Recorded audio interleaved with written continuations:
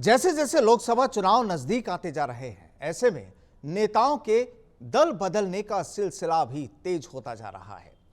मध्य प्रदेश में पूर्व कांग्रेस अध्यक्ष सुरेश पचौरी के बीजेपी में शामिल होने के बाद अब राजस्थान कांग्रेस के दिग्गज नेता और गहलोत सरकार में कैबिनेट मंत्री रहे लालचंद कटारिया हाथ का साथ छोड़कर बीजेपी में शामिल होने जा रहे हैं। उनके साथ सेवादल कांग्रेस के पूर्व अध्यक्ष सुरेश चौधरी, पूर्व गृह राज्य मंत्री राजेंद्र यादव, पूर्व विधायक आलोक बेनीवाल और पूर्व विधायक खिलाड़ी लाल बैरवा,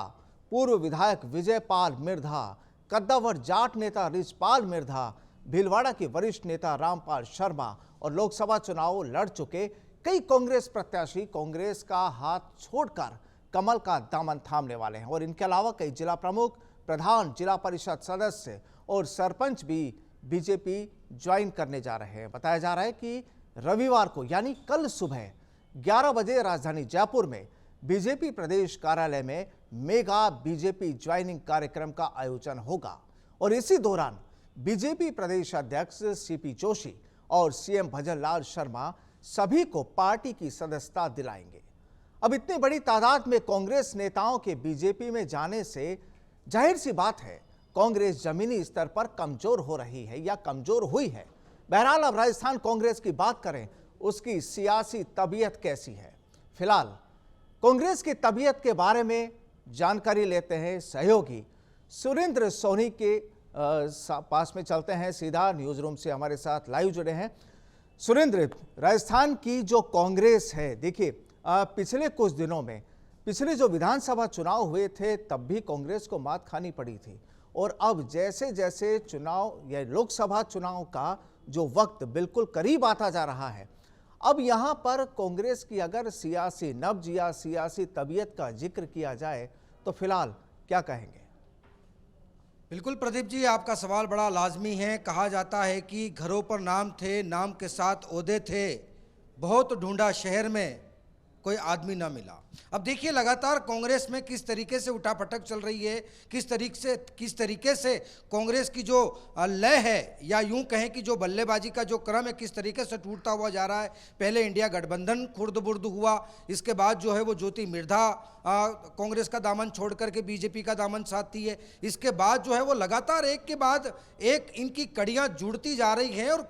पूरी तरीके से अब कांग्रेस में इतना भारी सन्नाटा छाता हुआ नजर आ रहा है राजस्थान में। लेकिन फिर भी अभी भी कांग्रेस जो है वो धरातल पर दम भर रही है। और सबसे खास बात देखिए कि कांग्रेस के जो आला कमान है वो किस तरीके से दिल्ली हाई कमान को फीडबैक दे रहे हैं कि अभी भी 25 सीटों में से जो है वो हम लोग 11 से 12 सीटें राजस्थान में जीत रहे हैं। लेकिन दूसरी तस्वीर देखिए आप कि लगातार जो है वो कांग्रेस का दामन छोड़ करके बीजेपी के पाले में जा रहे हैं, कमल का फूल हाथ में थाम रहे हैं। हम बात कर लेते हैं सबसे पहले जिस तरीके से जिक्र किया जाता था कि लालचंद कटारिया जो हैं वो बीजेपी में जा सकते हैं, राजेंद्र यादव बीजेपी में जा सकते हैं। वो जो कयास लगाए जा रहे थे विधानसभा चुनाव के बाद से लेकर के अब तक, वो कयासों का पर्दा जो है वो कल पूरी तरीके से साफ हो जाएगा। अब देखिए कि कल मुख्यमंत्री भजनलाल शर्मा, सीपी जोशी और बीजेपी के तमाम बड़े दिग्गज नेता जो हैं वो कल बीजेपी पार्टी कार्यालय पर मजमा लगाएंगे। और इसके बाद देखिए कि इतना सब कुछ होने के बाद,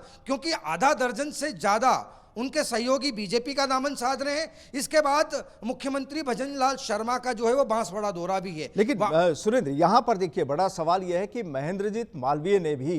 पिछले दिनों जो ट्रेलर दिखाया और ट्रेलर के बाद जो पूरी पिक्चर भी जो दिखा दी थी, क्या उसके बाद भी कांग्रेसी जो आला कमान है, कांग्रेस के जो दिग्गज, चाहे वो राजस्थान बैठने वाले हों या दिल्ली बैठने वाले हों, क्या उन्हें इस बात का आभास नहीं होगा कि राजस्थान की कांग्रेस में जो अब कमजोर होती जा रही है, जो दिग्गज नेता जिस तरीके से भाजपा के पाले में पहुंच रहे हैं? क्योंकि यहां पर देखिए दो चीजें हैं, लोकसभा चुनाव करीब है और जिन नेताओं को विधानसभा में पूरी तरह से मौका नहीं मिला या उन्हें शिकस्त का स्वाद चखना पड़ा था, या तो ये कहें कि अब उन्हें उम्मीद है या कहीं से उन्हें कोई मंत्र दिया गया है या कोई ग्रीन सिग्नल दिया गया है कि लोकसभा चुनाव में भी जो अभी तक 10 सीटें राजस्थान में बाकी हैं, क्योंकि 15 का ऐलान हो चुका है बीजेपी ने जो किया, लेकिन बीजेपी की 10 सीटें अभी भी हैं और खास तौर पर जयपुर शहर और जयपुर ग्रामीण यानी दोनों सीटों का भी ऐलान नहीं हुआ और इसके अलावा 8 बाकी की दूसरी जगह है।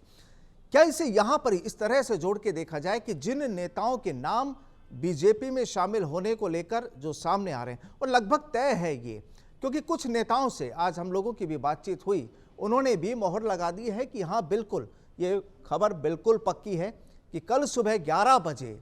ये तमाम दिग्गज नेता जिन लोगों के हमने नाम लिए, आपने भी चर्चा की, ये तमाम बीजेपी मुख्यालय में होंगे। वही बीजेपी मुख्यालय जहां से जब कुछ समय पहले तक ये बाहर से भी निकला करते थे तो उस पर छींटाकशी होती थी वहां बैठने वाले लोगों पर, लेकिन कल अब ये जब बीजेपी में पहुंचने वाले होंगे, क्योंकि सियासत में कहा जा सकता है कि नेता काफ़ी चिकने घड़े टाइप होते हैं। अब यहाँ जो कहानी होगी कल किस तरह की तस्वीर सामने आ सकती है, और बड़ा सवाल ये कि लोकसभा चुनाव जो बेहद करीब है वहाँ पर अब कांग्रेस की जो कहानी, उसकी जो इबारत है वो कैसी लिखी जाएगी। देखिए, कांग्रेस को इबारत लिखने के लिए लगभग जो ये मान के चलिए कि समय धीरे धीरे जो है वो निकलता जा रहा है। देखिए, अब तक सूची आ जानी चाहिए थी, सूची नहीं आ पाई है। कल 39 लोगों की सूची आई है, राजस्थान से एक भी नाम नहीं है। तो जो कांग्रेस में जो नेता चुनाव लड़ने वाले हैं लोकसभा का, वो भी कहीं ना कहीं उनकी धड़कनें बढ़ती जा रही है। और सबसे खास बात ये कि कांग्रेस जिन कांग्रेसी नेताओं पर आला कमान निगाहें लगाए बैठा हुआ, चाहे वो मुरारीलाल मीणा की बात हो, चाहे वो अशोक चांदना की बात हो, या फिर इधर से सीपी जोशी की बात हो, या फिर इसके अलावा टीकाराम जूली की बात हो। हालांकि गाहे बगाए ये नेता भी अब जो हैं वो ये कहना चाह रहे हैं कि एक अच्छे कार्यकर्ता को आला कमान ढूंढे, उनको मौका दे, क्योंकि हम लोग अभी हाल फिलहाल में सिटिंग एमएलए हैं, चुनाव नहीं लड़ना चाहते। अब देखिए कि ये सियासत की ओर इशारा कर रही है। अब आपका सवाल ये था कि अब ये लोग कांग्रेस छोड़ करके जो बीजेपी में जा रहे हैं, हालांकि देखिए प्रदीप जी, अभी बीजेपी ने पूरी तरीके से राजस्थान की 25 सीटों पर पूरी गणित सियासी बिठा दी है,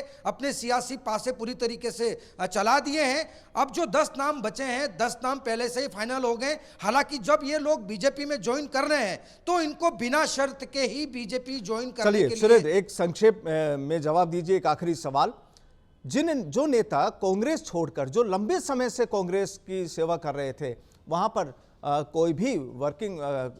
भी काम होता था पार्टियों से जुड़ा हुआ, तमाम जगह उनकी मौजूदगी होती थी, लेकिन आखिरी एक सवाल, संक्षेप में जवाब, कि ये लोग अब इतने पुराने नेता आखिरकार अचानक से जो पलटी मार रहे हैं, इसकी मूल वजह क्या मानी जा सकती है? देखिए प्रदीप जी, कई बार अब आप ये देखिए, उससे पहले आचार्य प्रमोद कृष्णम जब कांग्रेस छोड़ करके बीजेपी में गए या बीजेपी का दामन उन्होंने साधा या उन्होंने कांग्रेस छोड़ी, तो उन्होंने कहा था कि कांग्रेस जो है वो चंद हाथों में सिमट गई है, यानी कि राहुल गांधी, प्रियंका गांधी, सोनिया गांधी, उसके आसपास ही अगर वो कांग्रेस अगर घूम रही है तो निश्चित तौर पर जो पुराने कद्दावर नेता हैं उनमें एक मायूसी छाई हुई है। दूसरी चीज ये कि विधानसभा चुनाव में जिन नेताओं को दरकिनार किया गया उनमें काफी नाराजगी बनी हुई थी, चाहे वो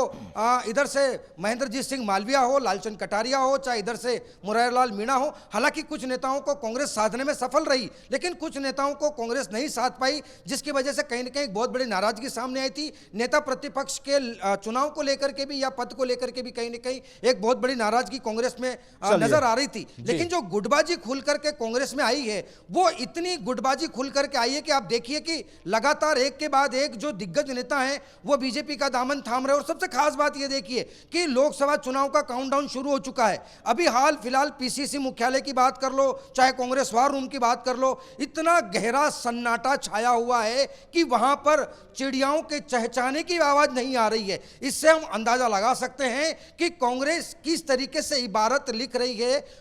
लोकसभा चुनाव से पहले। बिल्कुल सुरेंद्र, देखिए आप जब कह रहे हैं कि पीसीसी में हो या कांग्रेस के वार रूम की कहानी यहां पर हो, वहां पर चिड़ियाओं की चहचहाट सुनाई नहीं दे रही है, लेकिन इस समय जो जश्न की जो कहानी लिखी जा रही है, जश्न की जो सतरंगी इबारतें जो लिखी जा रही है, वो बिल्कुल बीजेपी के राजस्थान के मुख्यालय में हो रही है। बहुत बहुत शुक्रिया सुरेंद्र हमारे साथ जुड़ने के लिए।